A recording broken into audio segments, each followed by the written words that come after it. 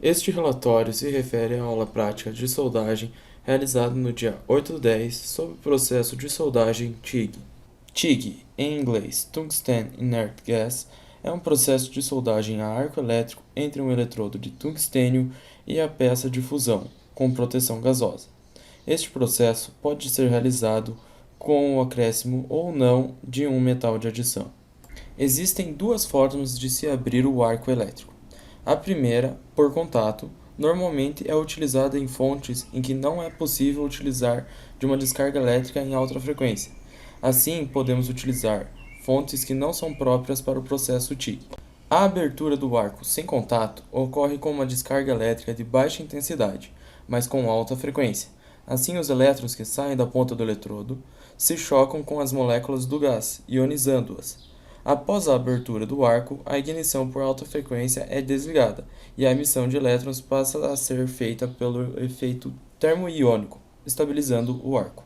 A curva característica estática do arco, mostrada na figura, pode ser obtida mantendo uma altura H constante e variando a corrente. A queda de tensão ocorrida entre 20 e 60 amperes se dá devido ao aumento de temperatura do arco, aumentando também sua condutividade elétrica, podendo assim passar mais corrente com uma tensão menor. O aumento da tensão a partir de 60 amperes ocorre por causa que as perdas de calor aumentam.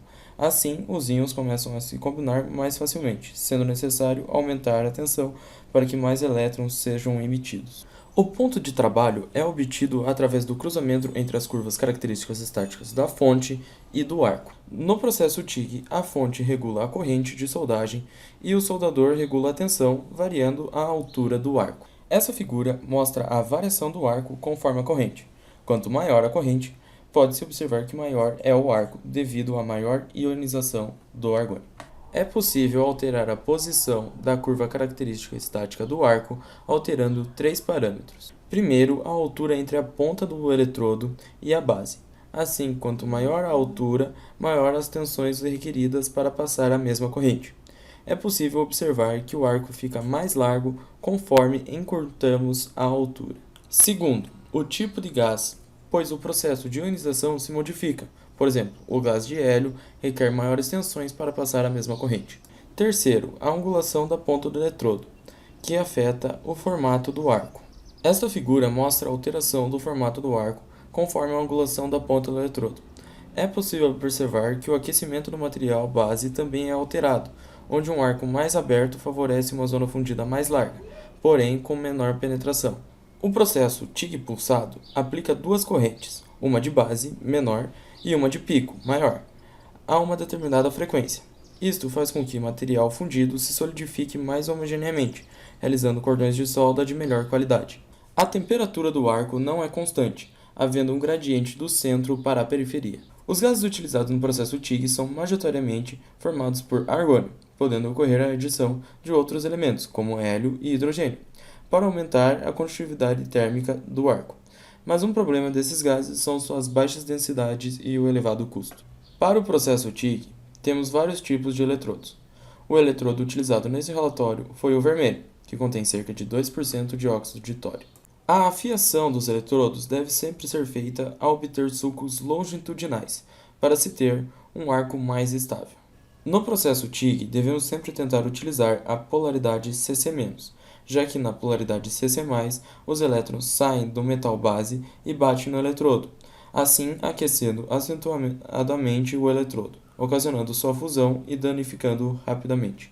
Mas em casos em que o óxido do metal tem ponto de fusão relativamente maior do que o próprio metal, caso do alumínio, a polaridade Cc+ é indispensável, pois faz com que os elétrons saiam do metal base, rompendo a camada de óxidos. Portanto, para esses materiais, utilizamos a corrente alternada.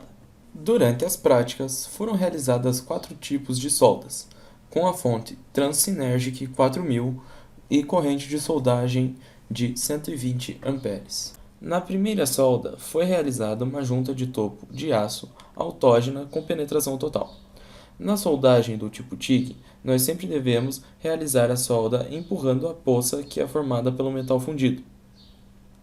A figura mostra a solda realizada, podendo perceber que em alguns pontos a velocidade de soldagem foi variada, bem como em alguns pontos não houve a penetração total. Na segunda solda, foi realizada uma junta em ângulo, sem metal de adição. Também é possível verificar que a velocidade de soldagem não se manteve constante, e que a solda ultrapassou a chapa no começo, ocasionando um pedaço sem material. A terceira solda foi realizada com uma solda de topo de aço utilizando metal de adição. Também é possível verificar que a velocidade de soldagem não se manteve constante. A soldagem com metal de adição deve proceder da seguinte forma: primeiro, abre-se o arco, depois ajusta-se o ângulo de trabalho e de deslocamento, e adiciona o metal de adição na poça. Após isso, recua-se a vareta do metal de adição e caminha com a tocha.